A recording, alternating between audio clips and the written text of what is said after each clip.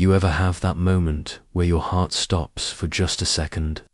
Not because of fear, but because you suddenly realize how fragile everything is. That was me, 30 seconds after he said it. He wanted to use my son's money, my son's social security benefits to pay our bills. And in that instant, I realized that being a family isn't always about love and compromise. Sometimes, it's about standing your ground. Even before that conversation, life had never been simple. I'm 38, a single mother to my almost 16-year-old son. And for more than a decade, I had learned how to navigate the world as both caretaker and protector. My son's father passed away when he was 5, and since then, the Social Security benefits have been a steady, silent support. They weren't just money, they were a promise, a security net for my boy, a guarantee that he would never feel the financial instability that marked the early years of his life. I've always split the benefits evenly, half for his personal use, half saved for the future. To me, that was balance. My son needed to learn responsibility, to understand what it meant to have financial autonomy, even in small increments. Giving him control over some of it wasn't just about money, it was about trust, about helping him grow into someone capable of managing his life with dignity.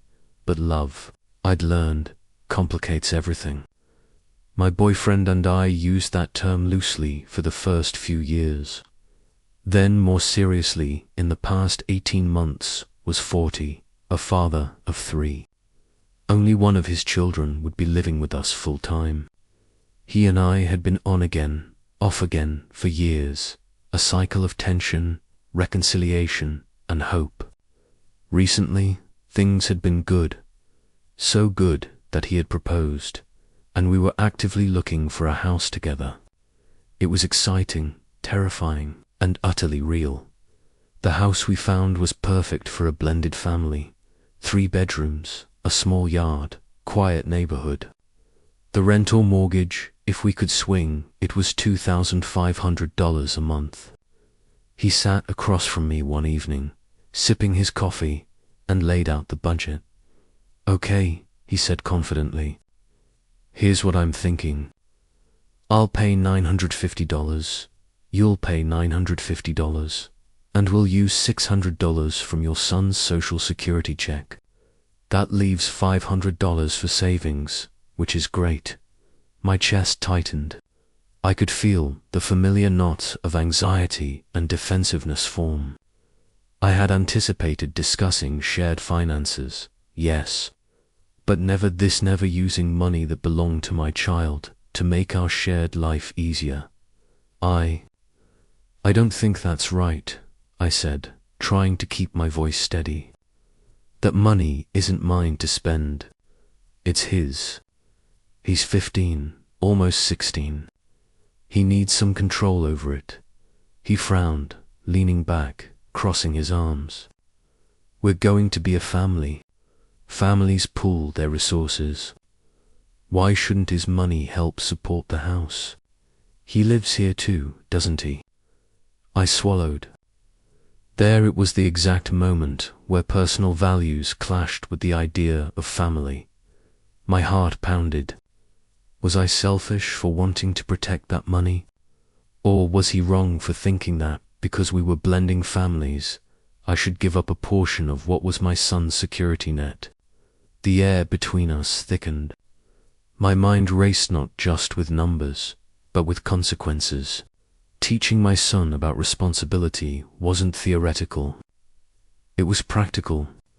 Half of his check went into a personal account he could touch, manage, and spend as he chose. The other half grew in a savings account in his name, untouched and untouchable. That was the system I had built over years, carefully, with his best interests in mind. And if we do it this way, he continued, his tone, even but firm, we're essentially lowering our own expenses.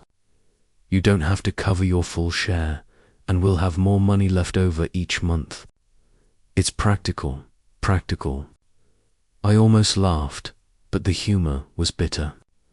Was it really practical if it meant teaching my son that his money could be commandeered whenever an adult wanted it?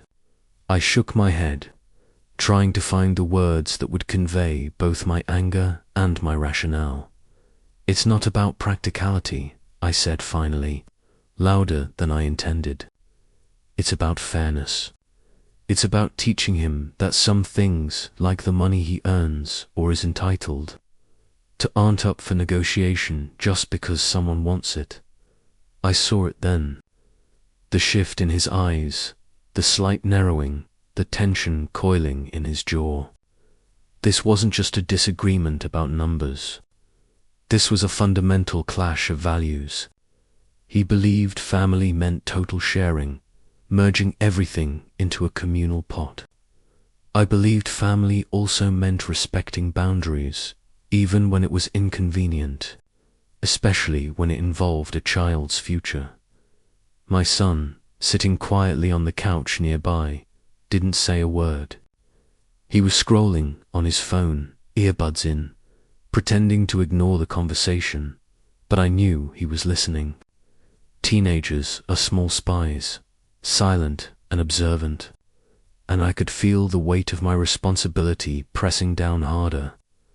I wasn't just negotiating finances with my fiancé. I was demonstrating to my child what it meant to stand firm for yourself, to advocate for what's right. Is it selfish? I asked the empty space, partly to myself, partly to him. Is it selfish to protect the financial future of my own child? The question hung between us. He didn't answer immediately. I didn't expect him to. The silence was charged, a tangible thing, pressing on my shoulders. I knew the conversation wouldn't end tonight. There would be more, longer discussions, negotiations, perhaps even arguments. But one thing was clear to me. I wasn't going to compromise my son's future. Not for convenience. Not for the illusion of perfect family unity. That night, as I tucked him into bed, he looked up at me with sleepy eyes. "Mum, are we going to be okay?" I held his hand, feeling the soft weight of his trust in my grasp. "We will," I said softly. "We just have to figure out the rules of our new family and make sure everyone's safe, including your money." As I turned off the light, I realized that this was only the beginning. Blending families wasn't about shared holidays or joint Netflix accounts. It was about boundaries, values, and, sometimes, standing alone to protect the ones you love. And somewhere deep down, I knew that how we handled this first clash about money would define the rest of our lives together. That night, the house seemed quiet, or, at least, quiet on the surface. But in my head, every dollar, every decision, every principle was screaming. How could something as simple as money stir up so much tension? And yet, there we were, standing on the edge of what it truly meant to be a family. The next morning, I tried to stay calm. But from the moment I woke up, worry was creeping in. I was making breakfast, letting my son pick what he wanted to eat, while he scrolled on his phone in the kitchen, focused but tense. Yesterday's budget debate hadn't been resolved, and I knew he wouldn't just drop it. "Can we talk about the budget again?" he asked, his voice light but firm. I took a deep breath, bracing myself. "Sure, let's go over it," I replied. We sat at the kitchen table with the numbers laid out. $2,500 for the house. $950 from him. $950 from me. And the part that was causing tension, $600 from my son's Social Security check. "I just don't get why this is a problem," he said. "We're not taking it for ourselves. It's for the household. He lives here, eats here, doesn't it make sense?" I squinted, trying not to let my voice get sharp. It's a problem because it's his money. It was given to him after his father died. It's not loose change. It's his security, his future. We're not talking about groceries. It's about taking part of what's meant solely for him. He put his hand on his forehead and sighed. I just feel like this would make things easier for all of us. We'd save a bit more. Isn't that better for him too? That made me pause. Better for him, I said, emphasizing each word. How is it better if we're teaching him that the money he's entitled to can be taken whenever adults find it convenient? He looked at me, his eyes tense. I could see the frustration building. He thought I was being selfish, that I didn't understand what family meant. I was frustrated too, but not about the money. I was frustrated because he didn't see that boundaries are crucial, especially for a child who lost his father early. My son was silent, but I knew he was listening. He might not fully grasp the situation, but the way his eyes were wide and his lips pressed together told me he was paying attention. I felt the pressure. How could I protect him and his money without escalating tension? Let's look at it another way, I said carefully. Imagine someone took part of your money or allowance, or money from a summer job without asking. How would that feel? He furrowed his brow, slightly startled. That's different. He's a kid, and we're trying to build a life together. Exactly, I said. He's a kid, and that's why his money needs to be protected. He doesn't have the power to negotiate with adults about his future. That's my job. That's what being a parent means. Silence. Just the tick-tock of the clock. I could feel the tension thick between us. I knew he was struggling with feeling rejected, and I was fighting to protect my son's rights. Finally, my son spoke up, voice quiet. Mom, it's okay. You're right.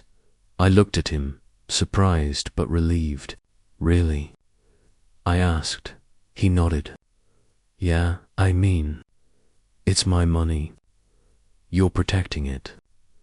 That makes sense. My chest eased a little. Even though he didn't fully understand the complexity, he felt that I always put his best interests first. That was the first lesson. His money wasn't up for grabs. He remained silent, eyes thoughtful. I wasn't sure he completely agreed, but at least he recognized the boundary. And I knew this was only the first step. There would be more conversations, probably tougher ones, testing our patience and understanding. But that night, sitting next to my son while he played on his phone before bed, I felt a small sense of relief. He understood that I would protect him, and for now, that was enough to keep us standing strong. Family isn't just about living under the same roof. It's about boundaries, values, and sometimes standing alone to protect the ones you love. And I knew that how we handled this first clash over money would shape the way our blended family faced challenges in the future. There's a point in every relationship when ideals crash into reality and the tension becomes almost tangible. That night, I realized we had reached that point. It was late, the kind of late where the city outside is quiet, and even the hum of the refrigerator seems louder than usual. My son had gone to his room after dinner, but the atmosphere in the living room was anything but calm. I could feel it, the energy that rises when words are about to cut deeper than intended. He sat across from me, elbows on knees, hands clasped. Look, I don't want this to turn into a war, he said, his voice low, almost pleading. I just want us to be a family. You, me, the kids, we share everything. Isn't that what families do? I shook my head. Families do share, yes. But families also respect boundaries. And this, I gestured toward the spreadsheet on the table, this isn't about shared expenses. This is about taking money that belongs to my son. He leaned back, jaw tight. It's for all of us. He lives here, eats here. You're going to use part of your own money anyway, so why not just pool it? Because it's his money. Not mine, not yours. I practically shouted, the tension finally breaking through my carefully measured tone. It was given to him after his father passed away. You're trying to use it to make our life easier, and that's not okay. The silence that followed was sharp, almost physical. I could see it in his eyes, hurt, frustration, confusion. And then, as if sensing that this was bigger than money, bigger than practicality, he stood up abruptly. So what? You're going to make me the bad guy here. You think I don't care about him? His voice cracked, a mix of anger and vulnerability. I'm not saying that. I said quickly, but he wasn't listening. The frustration had bubbled over. I'm saying you can't just take it because you feel it's convenient. That's not love, that's control. The room felt smaller, tighter. My son, hearing the raised voices, appeared in the doorway, earbuds around his neck, eyes wide. Mum, Dad, what's happening? I felt my chest tighten. This wasn't just about money. Anymore it was about the emotional safety of my child. Nothing's wrong, honey, I said softly, but my voice trembled. We're just adults trying to figure out how to manage the household. He didn't buy it. No, you're shouting, he said, stepping closer. Why are you both yelling about my money? It's mine. And there it was, his voice, small but powerful, cutting through the tension. Both of us paused, the reality hitting us. He wasn't a passive observer. He was alive in this moment, asserting himself, standing up for what belonged to him. I took a deep breath, kneeling down to his level. You're right, baby. It is yours. And I promise I'm not letting anyone take it. Not me, not him, not anyone. He looked at me, relief and anger mixed on his face. Then he turned to him, my fiancé, and said, You can't take my money. It's mine. You don't get to decide. The weight of that statement hung in the air. I could see him, my fiancé, caught between logic, love, and shame. His face softened, but there was still tension. I just wanted to help, he said quietly. I know you did, I said, placing a hand on his arm. But helping doesn't mean taking. We help each other by respecting boundaries, by protecting each other. That includes protecting my son. He sank into the couch, silent. For a moment, the room felt heavy with unsaid words, the kind that linger and shape relationships quietly but permanently. I looked at my son, feeling the full weight of my responsibilities. It wasn't just about the money. It was about teaching him that his voice mattered, that his rights were real, and that standing up for yourself was not only acceptable, it was necessary. After a few minutes of tense silence, he finally spoke, softer this time. I want to feel safe. I don't want anyone to take my money. That's all. I hugged him tightly. You are safe, baby. And I'll make sure it stays that way. And then I turned to him, my fiancé. This is the first real test of our blended family, I said. It's not about money. It's about respect, communication, and understanding. If we can't handle this, how can we handle the bigger challenges? He didn't answer immediately. I could see the struggle in his eyes, the internal battle between wanting to control, wanting to provide, and realizing that love isn't about taking. It's about compromise, empathy, and sometimes letting go. The night ended without a resolution of the numbers, but with a shift in understanding. The tension had cracked open the reality. We were not a traditional family, and building one would require constant negotiation of values, patience, and emotional intelligence. Before I went to bed, I peeked into my son's room. He was lying on his bed, headphones on, a small smile forming as if the day's battle had given him confidence. "Mum," he whispered, double quotes, "Yes, baby, thanks." For not letting him take it, I kissed his forehead. Always. That's my job. And as I lay there, exhausted and emotionally drained, I realized that this night, this argument, this small victory was a turning point. It wasn't just about money. It was about setting the tone for our future as a blended family, one where boundaries mattered, where respect came first, and where love didn't mean sacrificing what was right for someone else. After the argument, the house felt different. Not in the obvious way like silence after a storm, but in a way that made you realize things would never be the same. Something had shifted irreversibly. The next morning, I woke up with a heaviness I couldn't shake. The fight from the night before lingered in my mind, like a song stuck on repeat. I went downstairs to make coffee, trying to calm my racing thoughts.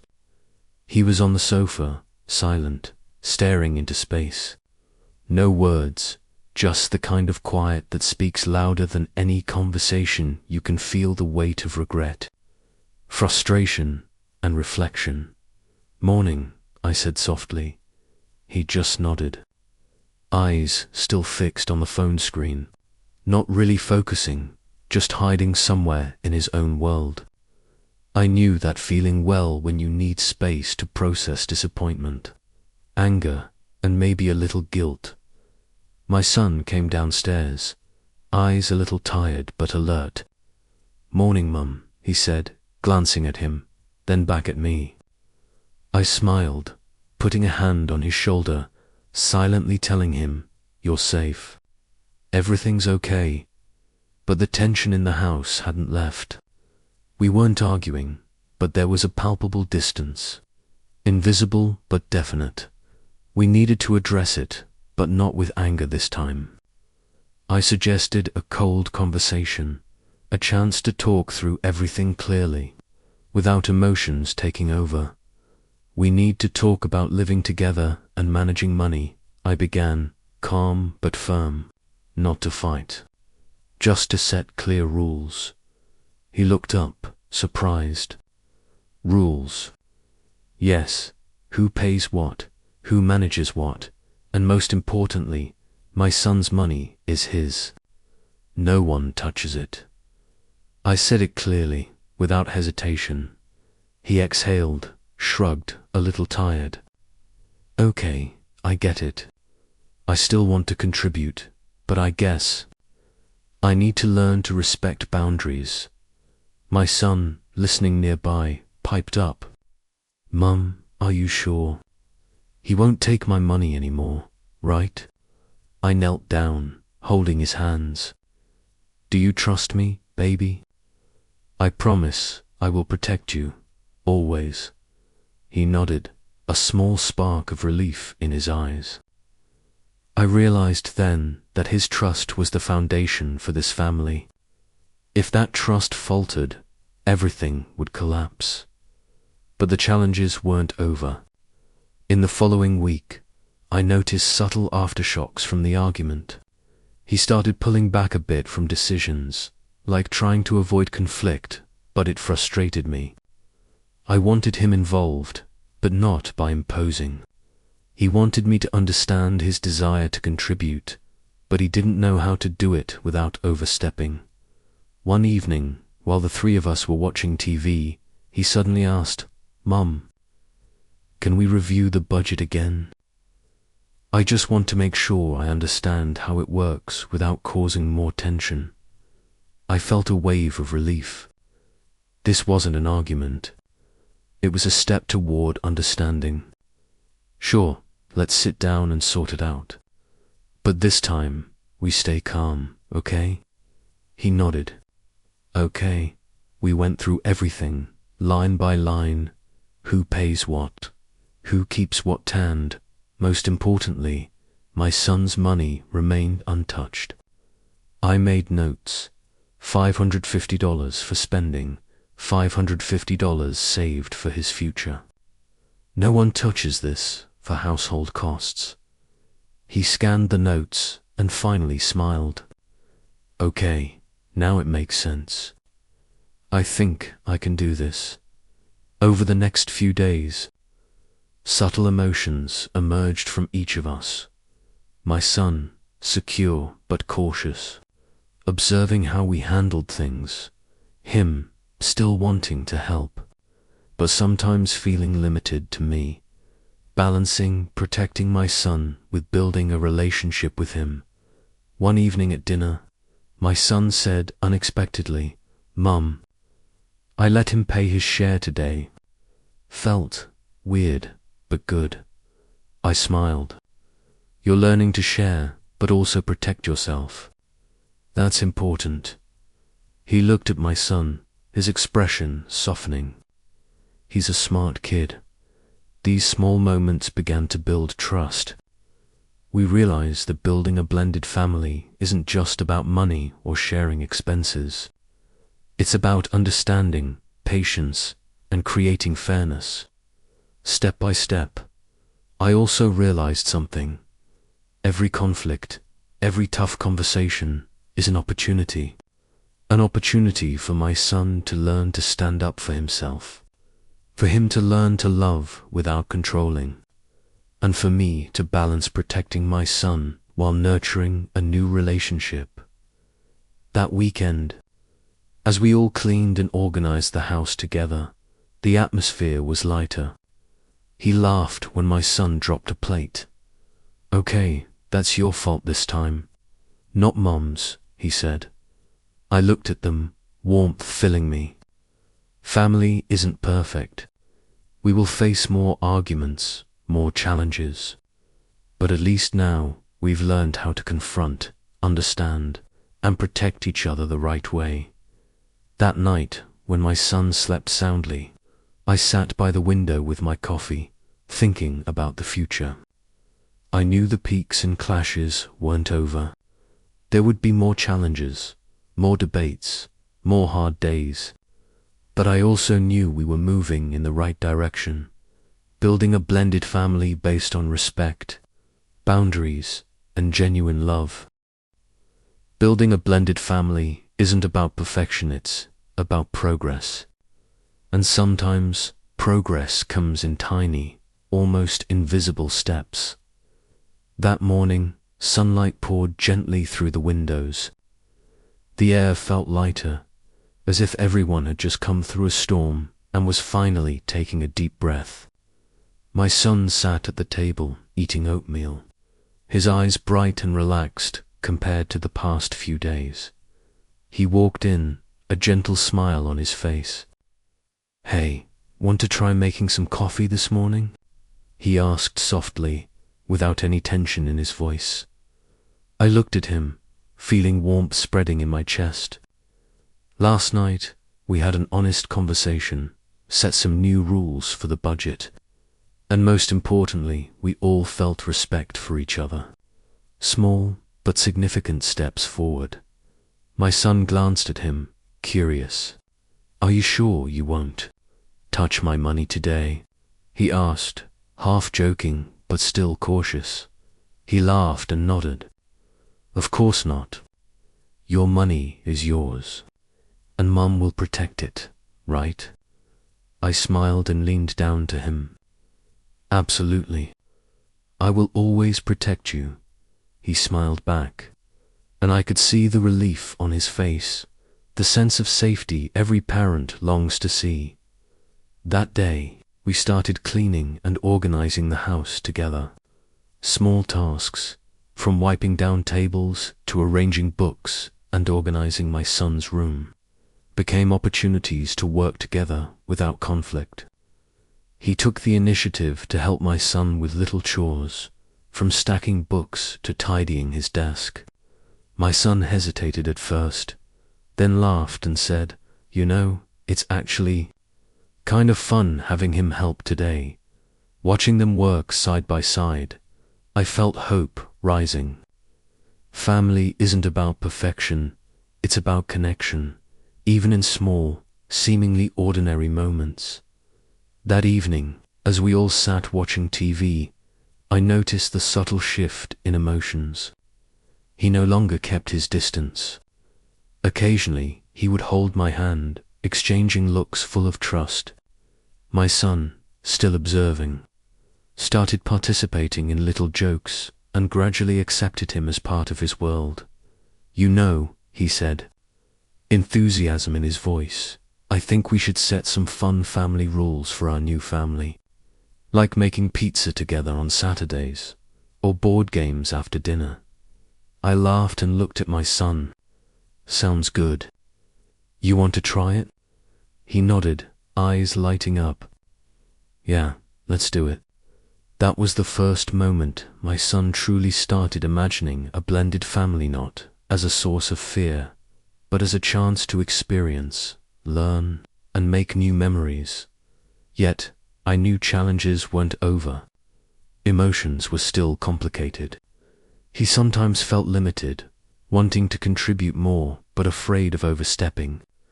I occasionally felt tension too, wanting to protect my son while creating space for him to bond with my fiancée that night. After my son was asleep, we sat down to talk honestly. "Tonight seemed better," I said. He looked at me, eyes soft. "Yeah, but I know there's still a lot to figure out. I want to do it right, but I don't always know when it's enough." I took his hand gently. "No one is perfect. We just need to move forward, step by step, together. What matters most is that all three of us feel safe and respected." He nodded, seeming reassured. "Right. I want to be part of this family, but in a way that doesn't hurt anyone." In that moment, I realized something important. Building a blended family isn't about control or money. It's about emotions, trust, and connection. The first steps, even small ones, were laying the foundation for a future that could work. Over the next week, we started little family rituals, shared dinners, dividing household tasks, weekend walks. My son began to participate willingly, no longer hesitant, and he learned that my fiancée could love him without trying to control him. I learned how to listen and give space for them to bond. One evening, as we watched a comedy together, I looked at them laughing with each other and felt an indescribable happiness. This is the first time I've truly felt like a family again. I thought, I knew there would still be challenges ahead, disagreements, lifestyle differences, and inevitable stressful moments. But now we had learned a valuable lesson. A blended family doesn't have to be perfect, but it can exist and grow if everyone commits, understands, and respects each other. And I smiled, knowing that these small steps today would create bigger memories tomorrow, and that my son was learning the value of boundaries, respect, and genuine love, the lessons I hoped he would carry with him forever. Progress isn't flashy. It doesn't always come with fireworks or grand declarations. Sometimes it comes quietly in shared laughter, in mutual respect, in moments of understanding. And today was the first of many. Just when you think progress has been made, life has a way of testing it subtly, unexpectedly, and sometimes painfully. A few weeks after things seemed to be settling, a new challenge arrived. My fiancée's eldest son, a 12-year-old boy, came to visit for the weekend. What I had assumed would be a fun, casual visit quickly became the first real test of boundaries, emotions, and how we functioned as a blended family. The moment he stepped into the house, the atmosphere shifted. My son, who had felt secure being the center of attention, suddenly seemed wary of sharing space and attention. He looked at me, eyes cautious and hesitant. "Mum, how long is he staying?" he asked quietly, worried I might scold him for asking. I knelt down, taking his hands. "Just the weekend. But you'll be okay. I'm right here with you." My fiancé appeared, smiling warmly at both boys. "Everything's going to be fine. We'll play games, watch movies, and everyone will have their own space." But during dinner, tension started to bubble up. My son wasn't completely comfortable. Whenever his new stepbrother spoke, he would frown or stay silent. My fiancés tried to mediate, but his voice occasionally became firmer than intended, adding weight to the tension. I could feel the complexity of emotions. My son, afraid of losing his central role, worried about attention and rights.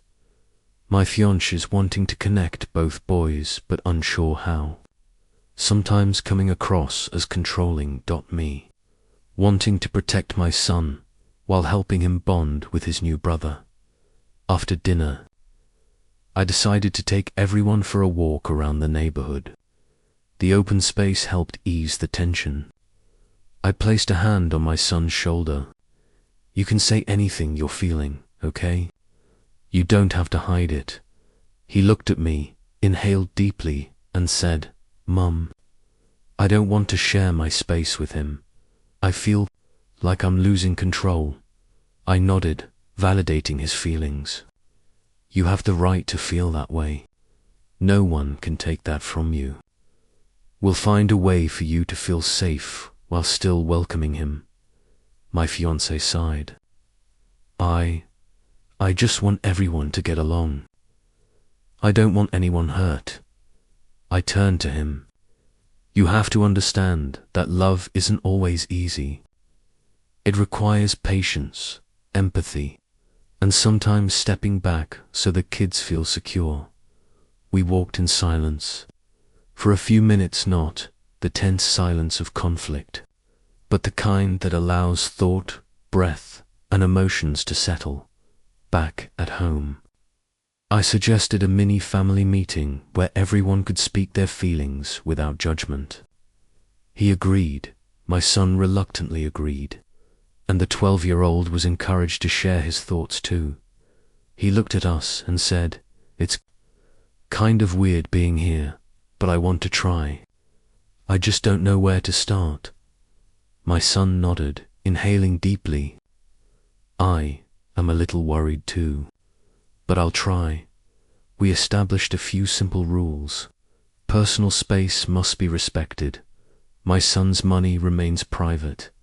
Everyone can express feelings without interruption or judgment immediately. The atmosphere lightened. My son smiled, my fiancé softened his tone, and the new stepbrother felt welcomed without pressure. Over the next few days, the biggest challenge was small conflicts, bathroom schedules, TV channel choices, or who got the game console first. Though minor, these moments became lessons in sharing, respect, and negotiation. One afternoon, while the three boys played a board game, my son became frustrated losing. "Not fair," he shouted. My fiancé gently said, "It's okay. Losing is part of the game. We play for fun, not just to win." My son looked at him, voice softer. "Okay, I'll try to control my feelings." I watched them, realizing that each small moment was an opportunity to learn to compromise, to remain calm, and to consider others' feelings.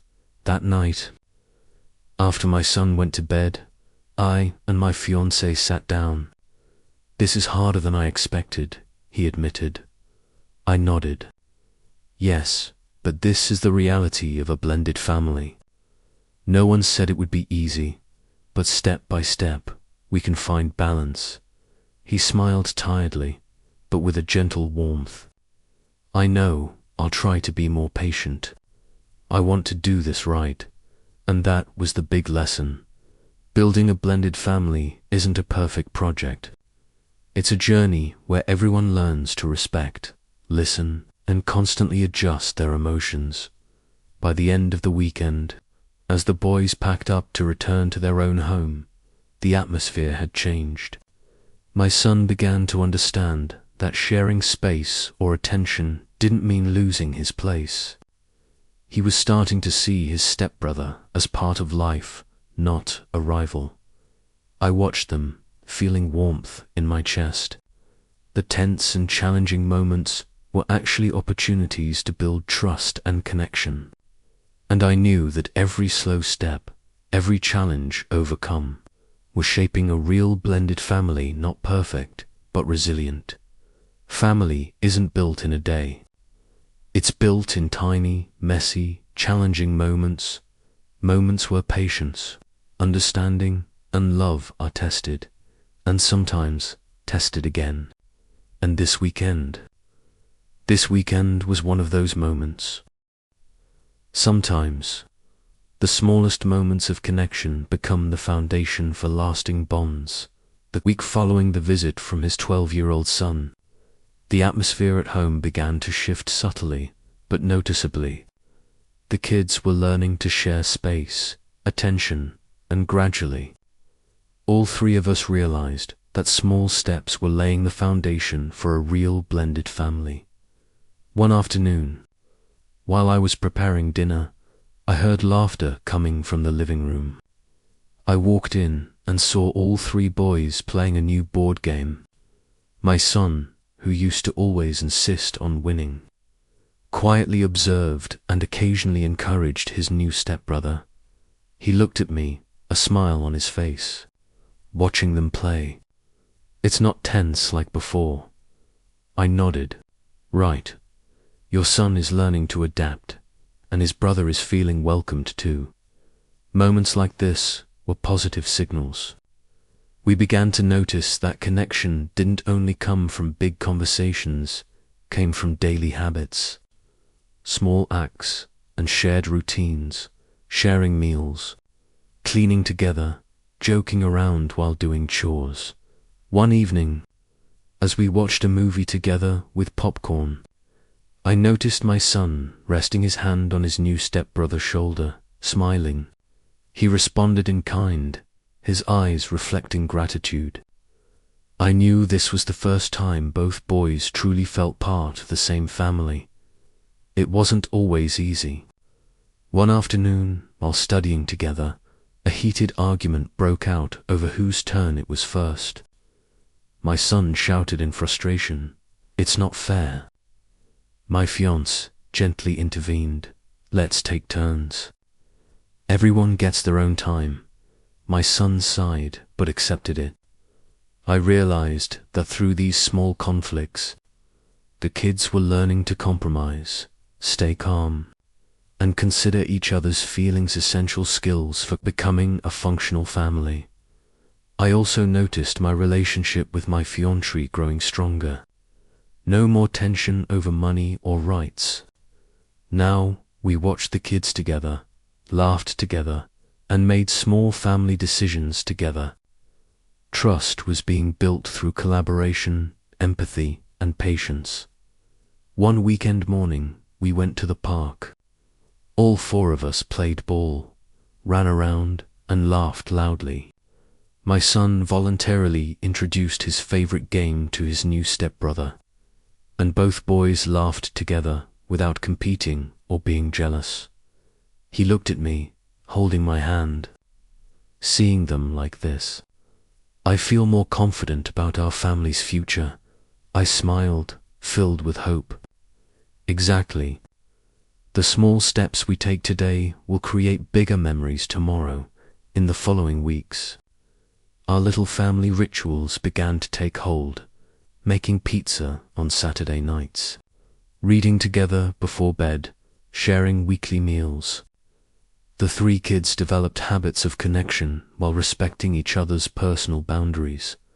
A memorable moment came when my son voluntarily helped his new stepbrother with a difficult math problem. I watched silently, heart warmed. This wasn't just cooperation, it was a sign of genuine emotional bonding. My fiancé also changed how he expressed affection toward the kids. Instead of controlling or imposing, he learned to observe, listen, and engage respectfully.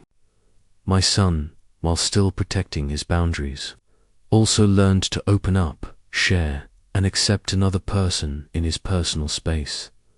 One evening, while playing a board game, I felt an unusual sense of peace. No tension, no competition, just laughter, cooperation, and a feeling of belonging.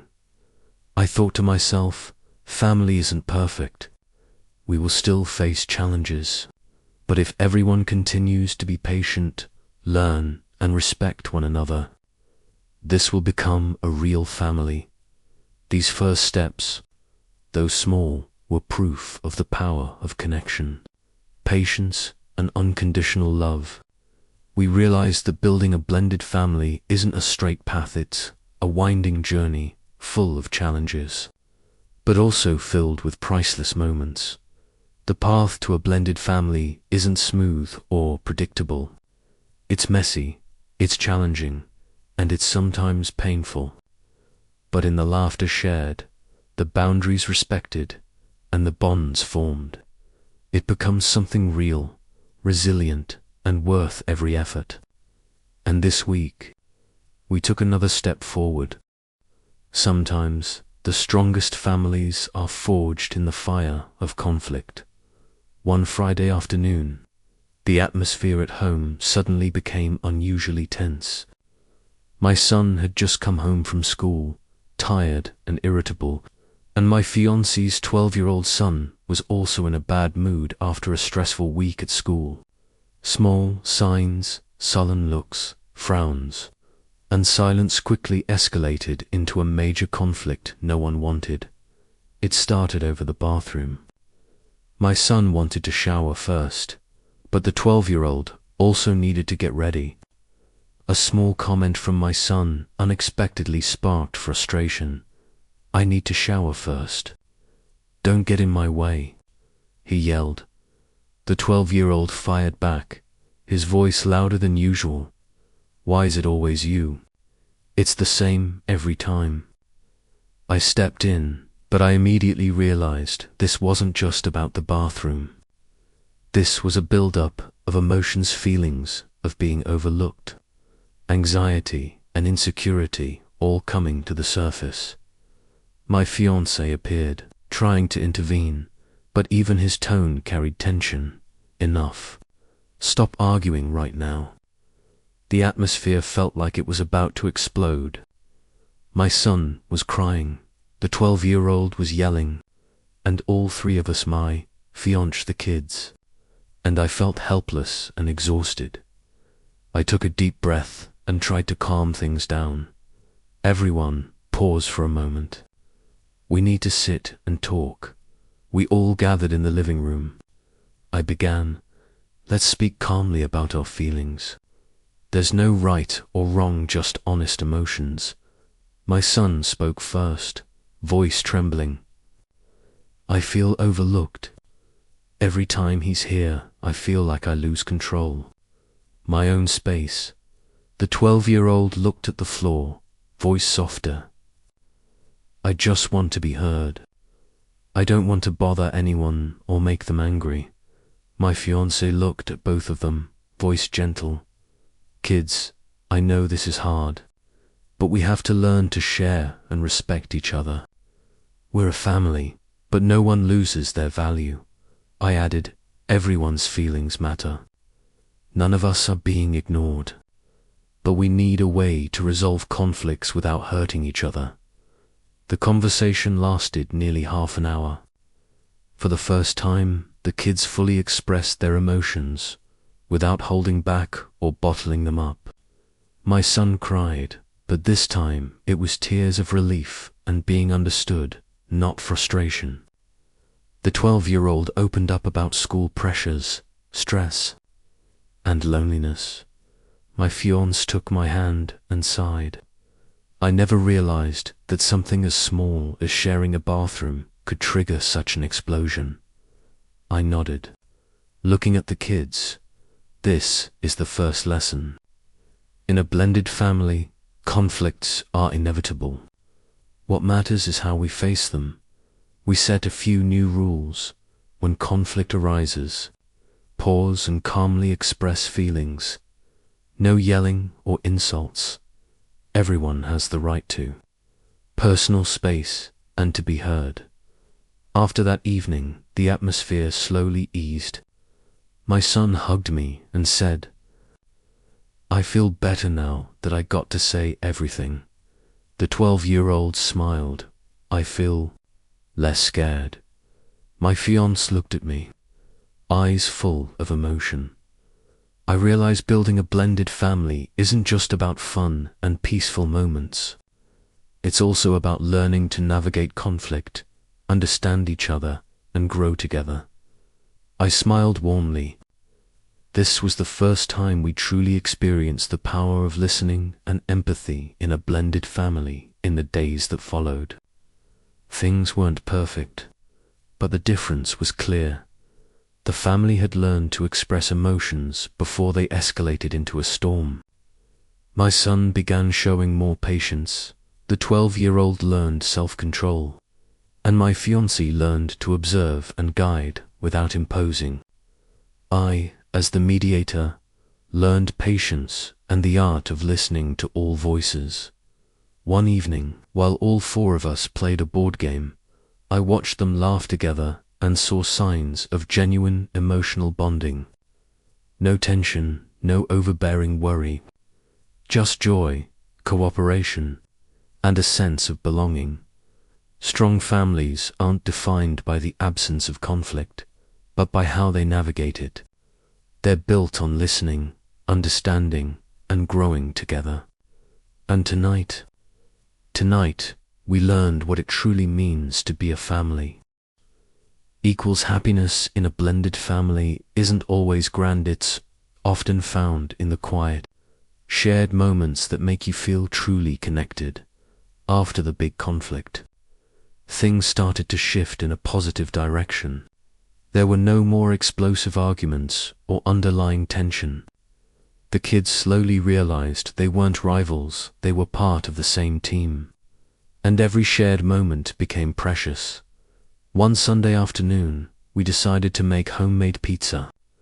My son liked picking his own toppings, while the 12-year-old wanted to get creative with his choices. At first, there was a little hesitation and light disagreement, but eventually they figured out a solution. Half of each person's topping on the pizza. He looked at me, a proud smile on his face.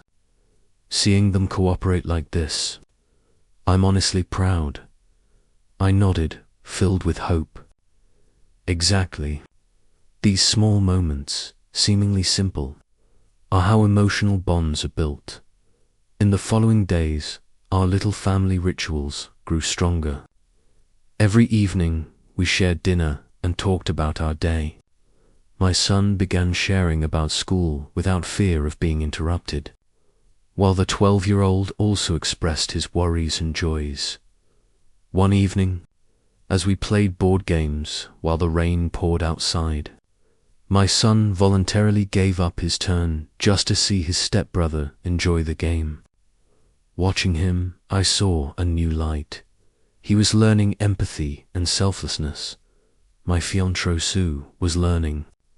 Instead of imposing rules, he started creating space for the kids to make choices, guiding gently and respecting their decisions.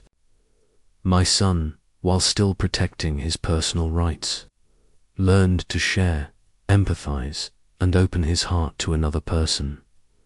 One morning, we went to the park. All four of us ran, played ball, and laughed together. My son actively showed his stepbrother his favorite game, and the 12-year-old shared one of his own. The boys laughed together, no competition, no jealousy. He took my hand, eyes full of emotion.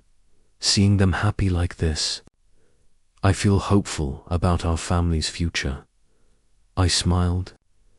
Exactly. Happiness isn't about grand gestures. It's the small, everyday moments that matter. In the following weeks, the family learned the power of patience and unconditional love. When one child felt disappointed or sad, we comforted each other, listened, and helped solve problems together. When joyful moments occurred, we celebrated as a family, remembering that each moment is an opportunity to connect.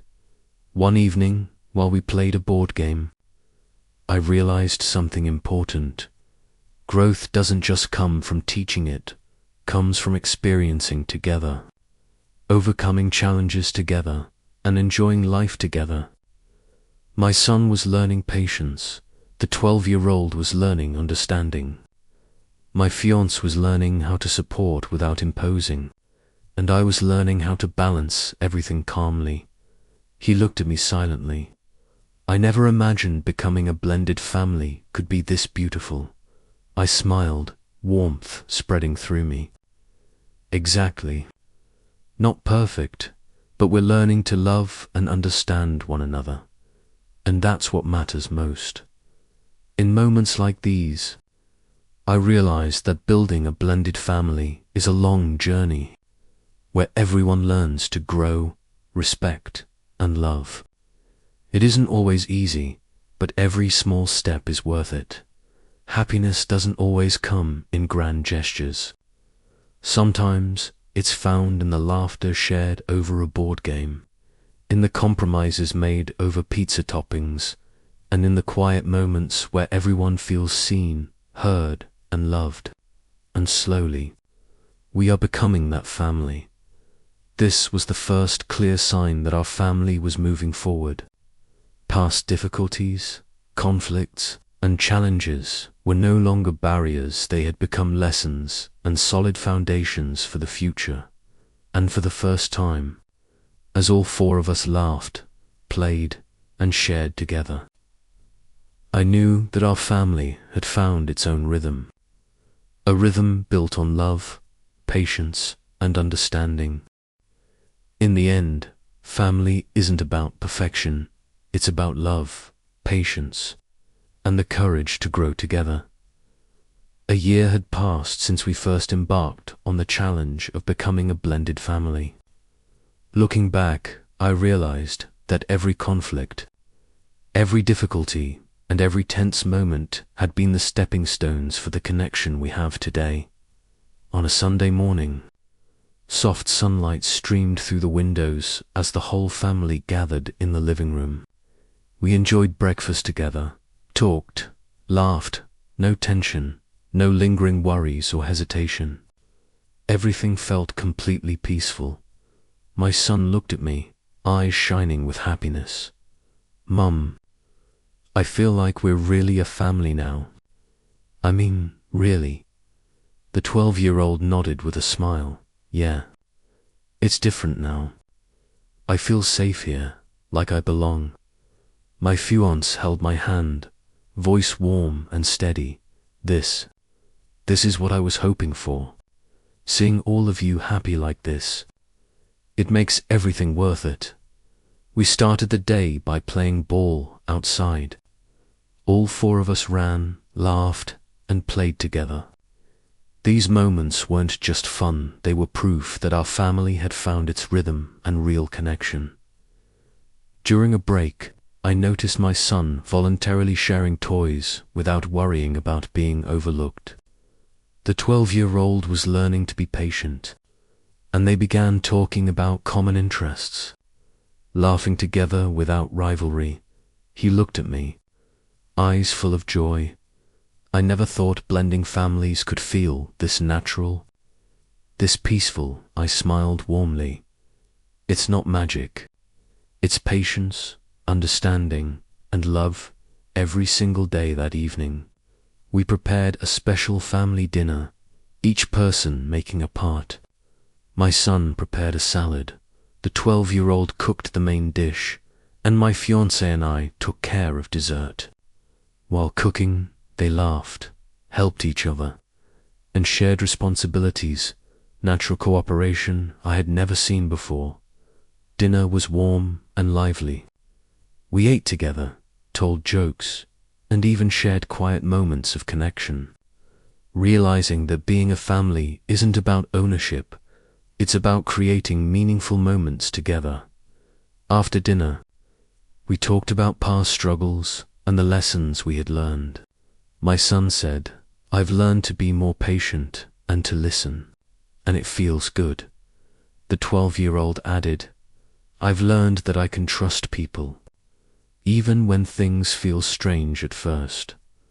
My fiancé smiled, and I've learned that being a dad, a partner, and a guide is about patience, observation, and love, not control. I felt my heart warm.